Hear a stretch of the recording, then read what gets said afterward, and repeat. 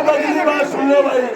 भाई अनूप धानक जो है आपका तो भाई है, मेरा बेटा भाई चाचा कवे लाड है, नहीं कहे किसी ने अनूप धानक ईश्वर मेलवा जिंदाबाद, ईश्वर मेलवा जिंदाबाद, केसर पाटीवाल जिंदाबाद, अनूप धानक जिंदाबाद, श्रीनिवास गोयल जी जिंदाबाद, भारतीय जनता पार्टी जिंदाबाद जिंदाबाद, जिंदाबाद भाई जिंदाबाद।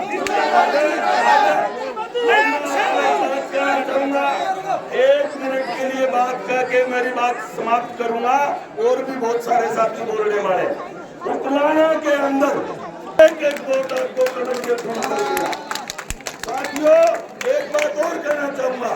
आपने जो मान सम्मान किया है, जो ये इतना बड़ा प्रोग्राम किया, आपके भाई आपके साथी एक सप्ताह से रोज मेरे पास आते भी थे, फोन भी करते थे, रामेश्वर जी से मिलते थे, श्रीनिवास गोयल जी से मिलते थे, नैन साहब से मिलते थे। हम सभी भारतीय जनता पार्टी के जितने वर्कर हैं, जितने साथी हैं, जितने पदाधिकारी हैं, सब साथियों का सहयोग और सानिध्य इस जन समर्थन के साथ है। एक बात कह के अपनी बात को मैं विराम दूंगा। आप एक बात बताओ, अभी साथी नीचे करे थे, बोला आप रहा करो। हाँ, मैं रणबीर गिल रहा करूँ 24 घंटे। आप देखो फेसबुक पे, व्हाट्सएप पे, आज भी डोर टू डोर करके आया हूँ। लेकिन अनूप धानक इतना नेक इंसान है, इतना प्यारा बेटा हमारा। रणबीर गंगवा को अंकल कहता है और मेरे को चाचा कहता है। यदि मेरी बात पर भरोसा करो तो हाथ खड़े करके कह दो कि भाई अनूप धानक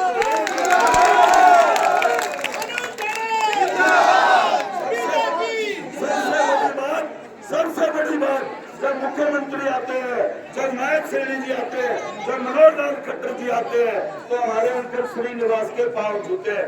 इसी शब्दों के साथ मैं तो कहूँगा भाई अनूप अंकल का पैरा मिट जा। एक वोट अनुपुलाने की जनता तीसरी बार भारतीय जनता पार्टी की सरकार बनाएगी। मेरे बेटे ने, मेरे भतीजे ने पहले भी बहुत जन कल्याणकारी काम किए, लेकिन पहले बंधन था, रिमोट कंट्रोल था। उस रिमोट से दुखी होकर के इसने अपने परिवार देखा, अपने साथी देखे। देखिए भारतीय जनता पार्टी में आए तो साथियों अब भी अनूप जो है मंत्री बनेंगे, और मंत्री बनेंगे तो उकलाने की किस्मत खुलेगी। कोई रिमोट कंट्रोल नहीं होगा। रिमोट होगा तो अभी हमारे माननीय विप्लव देव जी कह के गए थे कि कांग्रेसियों के पास क्या है, डब्बा नया और माल पुराना। आप डब्बा खोलोगे, चाहे वह कांग्रेस का कोई प्रत्याशी हो, बरवाड़ा में कोई प्रत्याशी हो, उनका डब्बा खोलोगे तो भूपेंद्र हुड्डा अंदर नजर आएगा, जिसने एससी और बीसी के साथ अत्याचार किए थे। क्या अत्याचार किए थे?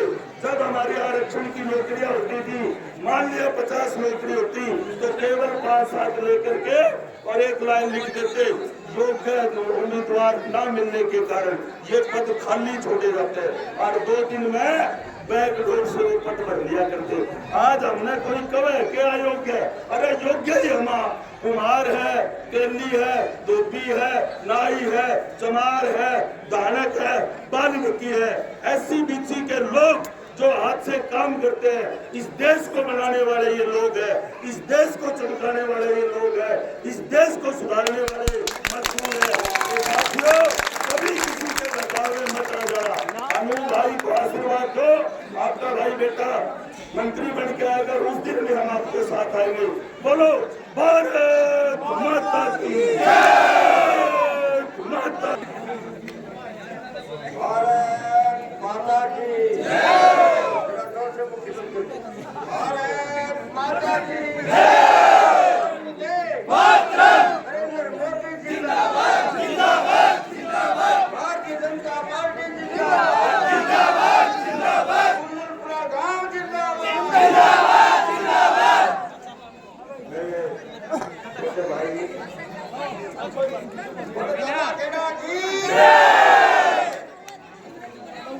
मेरे छोटे भाई अनूप धानक जी, और गाँव के मोतीराम सरपंच और शिक्षक में कार्यकर्ता बंधु है। ये गाँव है आपस में बात नहीं भाई,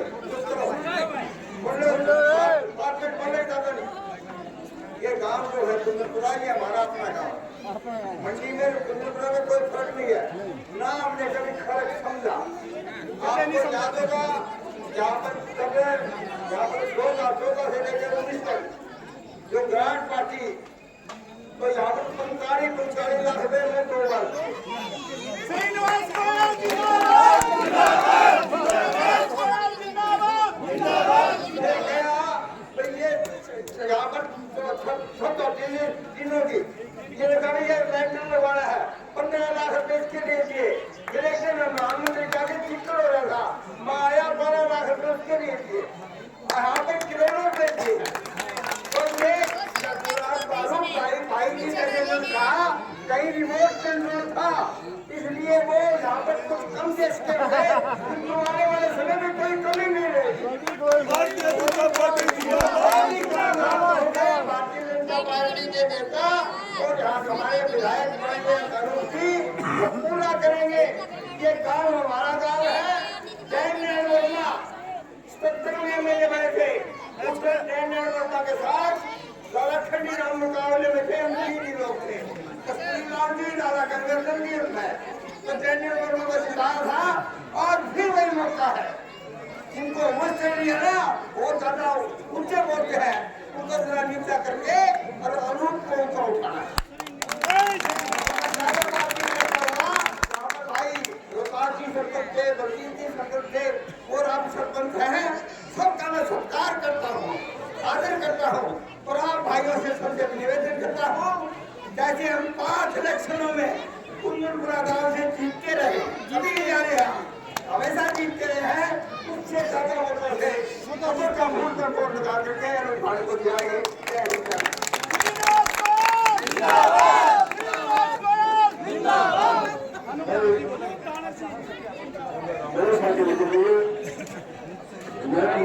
मेरे पास कोई ऐसे शब्द नहीं है कि मैं इन युवा साथियों का कोई धन्यवाद कर सकूं, मेरे पास कोई शब्द नहीं है।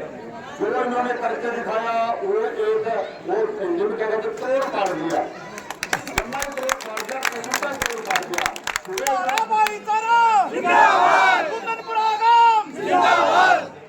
सुबह इन्होंने मेरे को 6 बजे बुलाया, कम से कम 200-250 आदमी हमारे ग्राम सभा में मीटिंग हुई और उन्होंने जो रूपरेखा बनाई उसके ऊपर इन साथियों ने जीत और मेहनत करके आज का प्रोग्राम किया। मैं पूरे गांव को, खास करके युवा साथियों को, ये पूरे गांव की तरफ से एक संयुक्त प्रोग्राम है, किसी एक का प्रोग्राम नहीं है, पूरे गांव का मिल करके संयुक्त प्रोग्राम है। मैं अपनी तरफ से सभी का धन्यवाद करता हूँ।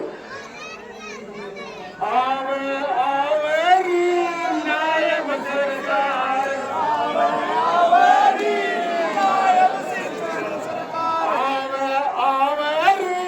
नायब सरकार,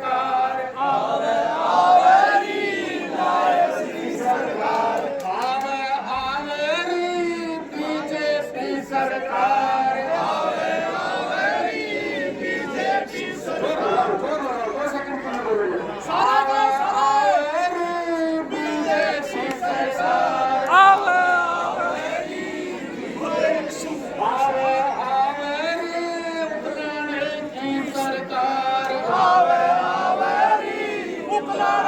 सरकार,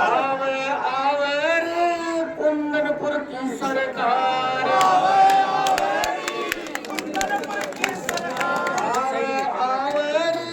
बीजेपी की सरकार।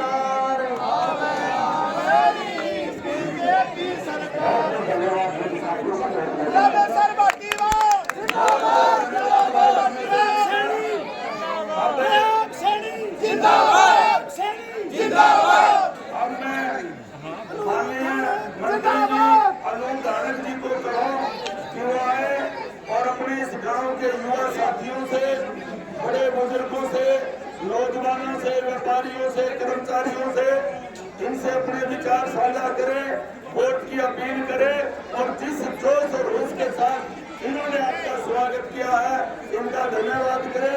भाई अनूप धानक जी। भारत माता की जय,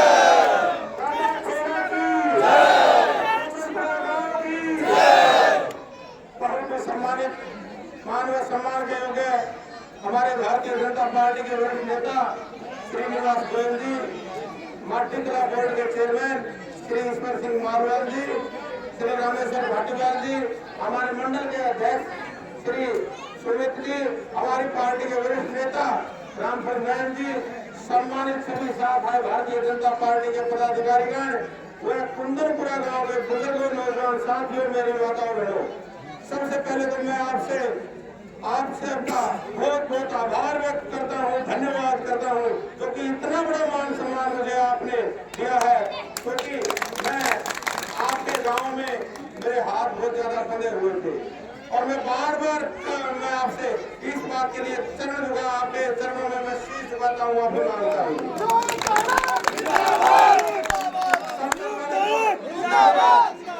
मुझे माफ करने का काम करें। और मैं जो आज अपने गांव में पूर्ण युवा साथियों ने, बुजुर्गों ने, मेरी माता और बहनों ने जो आशीर्वाद दिया, जो प्यार दिया, इस प्यार को मैं जिंदगी में, मेरे कई पुस्तकें भी इस जिंदगी में आपका एहसान नहीं भूल सकती है। मैं आपको विश्वास दिलाता हूँ। भारतीय जनता पार्टी की लगातार 10 साल सरकार है और 4.5 साल मैंने भी माननीय मनोहर लाल जी के साथ काम करने का मौका मिला, उनके नेतृत्व में, और उनके विचारों से प्रभावित होकर के, चाहे वो हमारी बिना खर्ची पर्ची के नौकरी की बात थी, चाहे और अन्य जन कल्याणकारी योजना थी, उन योजनाओं को देख करके, उनकी नीति को, माननीय नरेंद्र मोदी जी की नीति को देख करके मैंने भारतीय जनता पार्टी ज्वाइन की। और भारतीय जनता पार्टी में आने के बाद आपके गांव में जो प्यार प्रेम दिया है, जो मान सम्मान दिया है, उस प्यार को, मान सम्मान को मैं जिंदगी में कभी नहीं भुला सकता, आपका एहसान कभी भी नहीं चुका सकता। मैं तो आप सबसे प्रार्थना करूंगा कि आने वाली 5 तारीख को जो आपके अंदर जो जोश है, उस जोश को यूं का यूं बरकरार रखते हुए 5 तारीख को एक वोट कमल के फूल के निशान पर दबा करके भारतीय जनता पार्टी के पुराना विधानसभा की सीट को झोले में डालने का काम करें। हमारे रणवीर गंगवा जी भी हमारे चुनाव में खड़े हैं। निश्चित रूप से मैं तो आप पर भी विश्वास रखता हूँ और मेरा गाँव में विधानसभा क्षेत्र में आता है।